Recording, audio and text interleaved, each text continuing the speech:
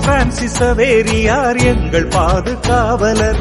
இயேசுவே என் செல்வம் என்றார், இயேசுவுக்காய் எல்லாம் தந்தார். தூய பிரான்சிஸ் சவேரியார் எங்கள் பாதுகாவலர். இயேசுவே என் செல்வம் என்றார், இயேசுவுக்காய் எல்லாம் தந்தார். கோட்டாற்றில் கோயில் கொண்டு அருள் சிந்தும் அவர் புகழ், கோட்டாற்றில் கோயில் கொண்டு அருள் சிந்தும் அவர் புகழ் அழியாது வாழியவே.